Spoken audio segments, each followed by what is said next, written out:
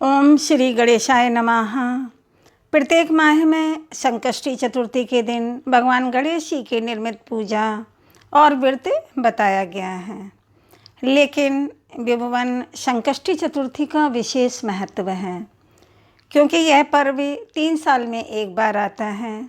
अधिक मास में, जिसको पुरुषोत्तम मास भी कहते हैं और मलमास भी कहते हैं, तो अधिक मास में पड़ने के कारण इसका अत्यधिक शुभ फल भक्तों को प्राप्त होता है।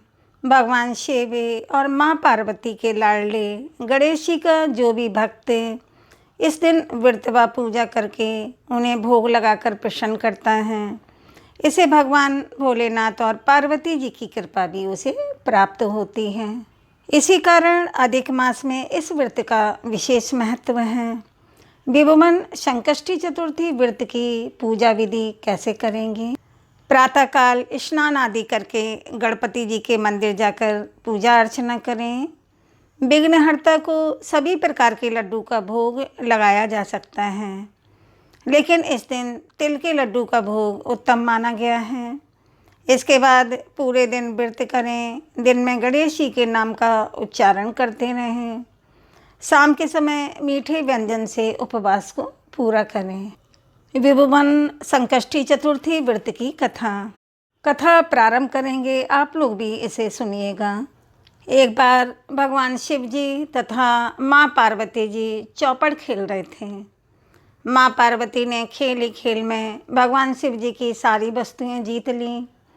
शिव जी ने जीती हुई वस्तुओं में से केवल गज चर्म वापस मांगा, पर माँ पार्वती ने इस ओर विशेष ध्यान नहीं दिया। क्रोध होकर महादेव जी ने कहा, अब मैं 29 दिन तक तुमसे बोलूँगा नहीं। यह कहकर महादेव अन्यंत्र चले गए। पार्वती जी भी उन्हें ढूंढती ढूंढती एक घनघोर वन में जा पहुँची। उन्होंने वहाँ कुछ स्त्रियों को व्रत का पूजन करते देखा। वे स्त्रियाँ विभुवन संकष्टी चतुर्थी का व्रत कर रही थीं। पार्वती जी ने भी उन्हीं स्त्रियों के अनुसार यह व्रत करना प्रारंभ किया। उन्होंने भी व्रत करना आरंभ किया। उन्होंने अभी एक ही दिन का व्रत किया था कि शिव जी उसी स्थान पर प्रकट हो गए। भगवान शिव जी ने माँ पार्वती जी से पूछा, तुमने ऐसा क्या विलक्षण उपाय किया है जिससे मुझसे तुम्हारे प्रति उदासीन का निश्चय भंग हो गया? तब पार्वती जी ने विभुवन संकष्टी चतुर्थी का विधान शिव जी को बता दिया। पुनः शिव जी ने विष्णु जी ने ब्रह्मा को, ब्रह्मा ने इंद्र को तथा इंद्र ने राजा विक्रमादित्य को यह व्रत बताया। राजा विक्रमादित्य ने इसका वर्णन अपनी रानी से किया। रानी ने राजा की बात पर विश्वास तो किया ही नहीं, उल्टे निंदा की। इस कारण उसे कोढ़ हो गया। राजा ने तत्काल रानी को कहीं अन्यंत्र चले जाने का आदेश दिया, ताकि उनका राज्य इस भयंकर रोग से बच जाए। रानी ने महल छोड़ दिया। वह ऋषियों के आश्रम में जाकर उनकी सेवा करने लगी। उसकी सेवा से प्रसन्न होकर मुनियों ने बताया कि तुमने गणपति बप्पा का अपमान किया है, तुमने गणेश जी का अपमान किया है, इसीलिए जब तक तुम गणेश जी का पूजन व्रत नहीं करोगी, स्वस्थ नहीं हो पाओगी। उसने गणेश पूजन व्रत प्रारंभ किया। 1 मास पूरा होते ही रानी स्वस्थ हो गई। रानी वहीं आश्रम में रहने लगी। एक बार माँ पार्वती नंदी पर सवार होकर शिव जी के साथ उस वन से गुजरी। मार्ग में एक दुखी ब्राह्मण को देखकर पार्वती जी ने पूछा, हे ब्राह्मण, तुम किस लिए इतना विलाप कर रहे हो? ब्राह्मण ने उत्तर दिया, यह सब दरिद्रता की ही कृपा का फल है। दयालु पार्वती ने ब्राह्मण को भी विक्रमादित्य के राज्य में चले जाने का आदेश दिया। वहाँ एक वैश्य से पूजन की सामग्री लेकर व्रत पूजन करो। तुम्हारी दरिद्रता नष्ट हो जाएगी, सारी गरीबी नष्ट हो जाएगी और तुम राज्य मंत्री बन जाओगे। ब्राह्मण ने वैसा ही किया। ब्राह्मण राज्य मंत्री बन गया। एक दिन राजा विक्रमादित्य उस ऋषि आश्रम में आ पहुँचे। जहाँ उसकी रानी रहती थी। रानी को स्वस्थ तथा निरोग देखकर उनकी प्रसन्नता का ठिकाना नहीं रहा। वे रानी को लेकर महलों में चले गए। राजा और रानी जीवन भर सभी सुखों को भोगकर अंत में स्वर्ग लोक को प्राप्त किया। बोलो गणपति बप्पा की जय। उम्मीद है आपको यह कथा अच्छी लगी होगी। चैनल को सब्सक्राइब करें, वीडियो को लाइक व शेयर करें। अब गणपति बप्पा की दूसरी कथा कहेंगे, उसे भी आप लोग सुनिएगा। पौराणिक एवं प्रचलित श्री गणेश जी कथा के अनुसार, भगवान श्री गणेश कथा के अनुसार एक बार देवता कई विपदाओं में घिरे थे। तब वह मदद मांगने भगवान शिव जी के पास आए। उस समय शिव जी के साथ कार्तिकेय तथा गणेश जी भी बैठे थे। देवताओं की बात सुनकर शिव जी ने कार्तिकेय व गणेश जी से पूछा कि तुम में से कौन देवताओं के कष्टों का निवारण कर सकता है। तब कार्तिकेय व गणेश जी ने दोनों ने ही स्वयं को इस कार्य के लिए सक्षम बताया। इस पर भगवान शिव जी ने दोनों की परीक्षा लेते हुए कहा कि तुम दोनों में से जो सबसे पहले पृथ्वी की परिक्रमा करके आएगा वही देवताओं की मदद करने जाएगा। भगवान शिव जी के मुख से यह वचन सुनते ही कार्तिकेय अपने वाहन मोर पर बैठकर पृथ्वी की परिक्रमा के लिए निकल पड़े। परंतु गणेश जी सोच में पड़ गए कि वह चूहे के ऊपर चढ़कर सारी पृथ्वी की परिक्रमा करेंगे तो इस कार्य में उन्हें बहुत समय लग जाएगा। तभी उन्हें एक उपाय सूझा। भगवान गणेश जी अपने स्थान से उठे और अपने माता पिता की 7 बार परिक्रमा करके वापस बैठ गए। परिक्रमा करके लौटने पर कार्तिकेय स्वयं को विजेता बताने लगे। तब भगवान शिव जी ने श्री गणेश जी से पृथ्वी की परिक्रमा न करने का कारण पूछा। तब गणेश जी ने कहा, माता पिता के चरणों में ही समस्त लोक हैं। यह सुनकर भगवान शिव जी ने गणेश जी को देवताओं के संकट दूर करने की आज्ञा दी। इस प्रकार भगवान शिव जी ने गणेश जी को आशीर्वाद दिया कि चतुर्थी के दिन जो तुम्हारा पूजन करेगा और रात्रि में चंद्रमा को अर्घ्य देगा, उसके तीनों ताप यानी दैहिक ताप, दैविक ताप तथा भौतिक ताप दूर होंगे। इस व्रत को करने से व्रतधारी के सभी तरह के दुख दूर होंगे और उसे जीवन के भौतिक सुखों की प्राप्ति होगी।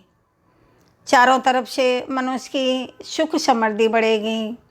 पुत्र पौत्रादि धन ऐश्वर्य की कमी नहीं रहेगी। धन ऐश्वर्य की कमी नहीं रहेगी। दूसरी कथा का समापन हुआ। बोलो गणपति बप्पा की जय। अब तीसरी कथा गणपति बप्पा की शुरू करते हैं, इसको भी आप लोग सुनिएगा। एक समय की बात है, राजा हरिश्चंद्र के राज्य में एक कुम्हार था।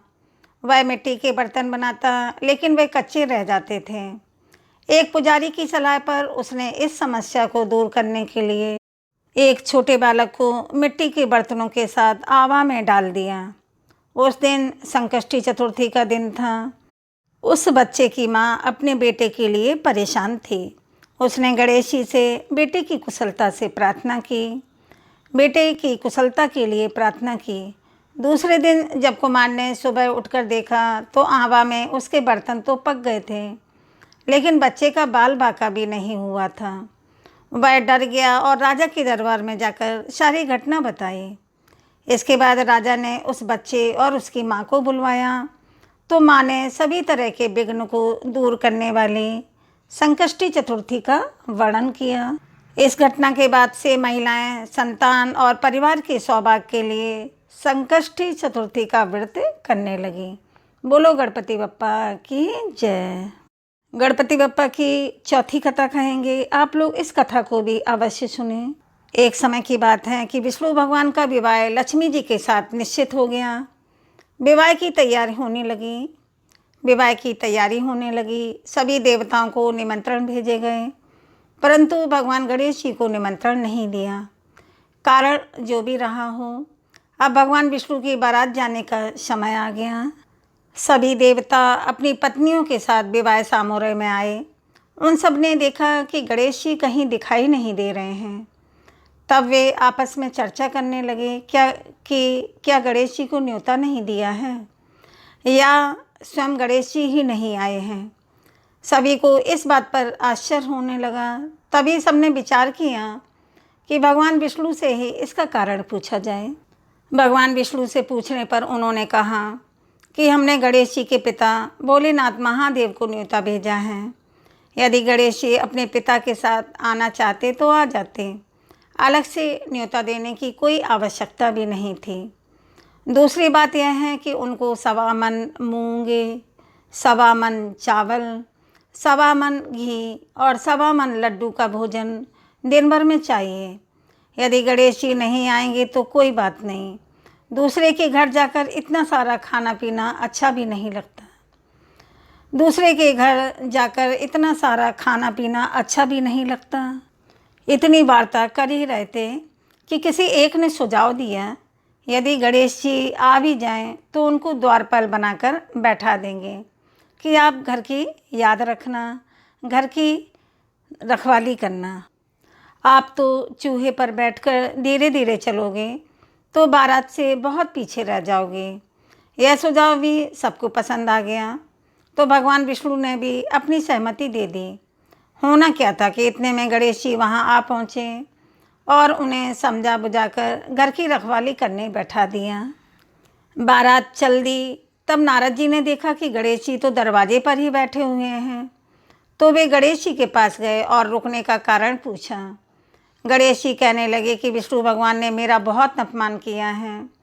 नारद जी ने कहा कि आप अपनी मूषक सेना को आगे भेज दें तो वह रास्ता खोद देगी, जिससे उनके वाहन धरती में धंस जाएंगे, तब आपको सम्मानपूर्वक बुलाना पड़ेगा। अब तो गणेश जी ने अपनी मूषक सेना जल्दी से आगे भेज दी और सेना ने ज़मीन पोली कर दी। जब बारात वहाँ से निकली तो रथों के पहिए धरती में धंस गए। लाख कोशिश करे परंतु पहिए नहीं निकले। सभी ने अपने अपने उपाय किए परंतु पहिए तो नहीं निकले, बल्कि जगह जगह से टूट गए। किसी की समझ में नहीं आ रहा था कि अब क्या किया जाए। तब तो नारद जी ने कहा, आप लोगों ने गणेश जी का अपमान करके अच्छा नहीं किया। यदि उन्हें मनाकर लाया जाए तो आपका कार्य सिद्ध हो सकता है और यह संकट टल सकता है। शंकर भगवान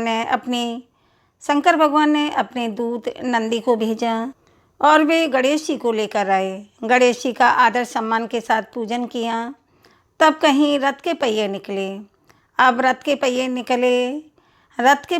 निकल तो गए परंतु वे टूट फूट गए तो उन्हें सुधारे कौन। पास के खेत में एक माली काम कर रहा था, उसे बुलाया गया। खेती करना अपना कार्य करने के पहले श्री गणेशाय नमः कहकर गणेश जी की वंदना मन ही मन करने लगा। देखते ही देखते खाती ने सभी पहियों को ठीक कर दिया। पास के खेत में एक खाती काम कर रहा था, उसे बुलाया गया। खाती अपना कार्य करने के पहले श्री गणेशाय नमः कहकर गणेश जी की वंदना मन ही मन करने लगा। देखते ही देखते खाती ने सभी पहियों को ठीक कर दिया। तब खाती कहने लगा कि हे देवताओं, आपने सर्वप्रथम गणेश जी को नहीं मनाया होगा और ना ही उनकी पूजन की होगी, इसीलिए तो आपके साथ यह संकट आया है। हम तो मूर्ख अज्ञानी हैं, फिर भी पहले गणेश जी को पूजते हैं, उनका ध्यान करते हैं। आप लोग तो देवतागण हैं, फिर भी आप गणेश जी को कैसे भूल गए। अब आप लोग भगवान श्री गणेश जी की जय बोलकर जाएं तो आपके सब काम बन जाएंगे और कोई संकट भी नहीं आएगा।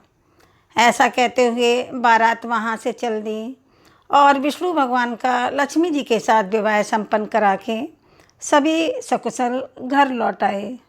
हे गणेश जी महाराज, आपने भगवान विष्णु को जैसो कारज सारियो ऐसो कारज सबको सिद्ध कर जो। बोलो गजानन भगवान की जय। गणपति बप्पा की 5वीं कथा भी शुरू करेंगे, आप लोग इसे भी अवश्य सुनें। कथा सुनने से सभी संकट दूर होते हैं।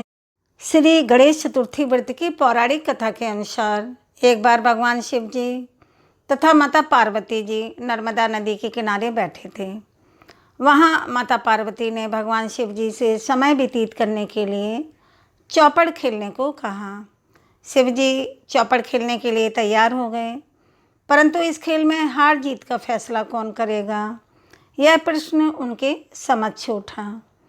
तो भगवान शिव जी ने कुछ तिनके एकत्रित करके उसका एक पुतला बनाकर उसकी प्राण प्रतिष्ठा कर दी और पुतले से कहा, बेटा हम चौपड़ खेलना चाहते हैं, परंतु हमारी हार जीत का फैसला करने वाला कोई नहीं है, इसीलिए तुम बताना कि हम दोनों में से कौन हारा और कौन जीता।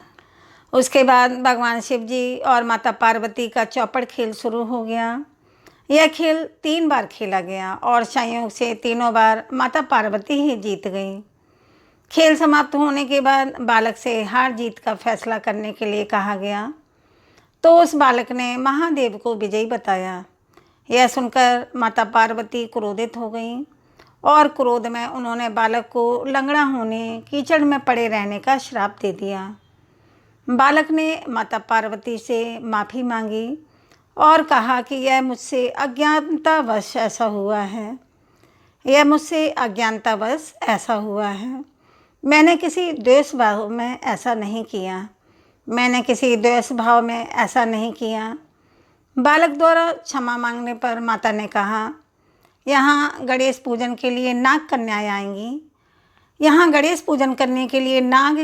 आएंगी, उनके कहे अनुसार तुम गणेश जी का व्रत करो, ऐसा करने से तुम मुझे प्राप्त करोगे। यह कहकर माता पार्वती शिव जी के साथ कैलाश पर्वत पर चली गईं। 1 वर्ष के बाद उस स्थान पर नाग कन्याएं आईं। तब नाग कन्याओं में से श्री गणेश जी के व्रत की विधि मालूम करने पर उस बालक ने 21 दिन लगातार गणेश जी का व्रत किया। उसकी श्रद्धा से गणेश जी अत्यंत प्रसन्न हुए। उन्होंने बालक को मनोवांछित फल मांगने के लिए कहा। उस पर उस बालक ने कहा, हे विनायक, मुझ में इतनी शक्ति दीजिए कि मैं अपने पैरों से चलकर अपने माता पिता के साथ कैलाश पर्वत पर पहुंच सकूं। और वे यह देखकर प्रसन्न हुए। तब बालक को वरदान देकर श्री गणेश जी अंतर्ध्यान हो गए। इसके बाद वह बालक कैलाश पर्वत पर पहुंच गया और कैलाश पर्वत पर पहुंचने की अपनी कथा उसने भगवान शिव जी को सुनाई। चौपड़ वाले दिन से माता पार्वती शिव जी से विमुख हो गई थीं, अतः देवी के रुष्ट होने पर भगवान शिव जी ने भी बालक के बताए अनुसार 21 दिनों तक श्री गणेश जी का व्रत किया। इस व्रत के प्रभाव से माता पार्वती के मन से भगवान शिव जी के लिए जो नाराज़गी थी वह समाप्त हो गई। तब यह व्रत विधि विधान से भगवान शंकर जी ने माता पार्वती को बताई। यह सुनकर माता पार्वती के मन में भी अपने पुत्र कार्तिकेय से मिलने की इच्छा जागृत हुई। तब माता पार्वती ने भी 21 दिन तक श्री गणेश जी का व्रत किया तथा दूर्वा, फूल और लड्डुओं से गणेश जी का पूजा अर्चना किया। व्रत के 21वें दिन कार्तिकेय स्वयं माता पार्वती जी से मिलने आ पहुँचे। उस दिन से श्री गणेश चतुर्थी का यह व्रत समस्त मनोकामनाओं की पूर्ति करने वाला व्रत माना जाता है। इस व्रत को करने से मनुष्य के सारे कष्ट दूर होकर मनुष्य को समस्त सुख सुविधाएं प्राप्त होती हैं। बोलो गणपति बप्पा की जय, बोलो भोले बाबा माता पार्वती मैया की जय। उम्मीद है आपको यह कथा अच्छी लगी होगी। अगर यह कथा आपको अच्छी लगी है तो चैनल को सब्सक्राइब अवश्य करें, वीडियो को लाइक व शेयर करें। अब मिलते हैं अगले वीडियो में, तब तक के लिए दोस्तों राधे राधे।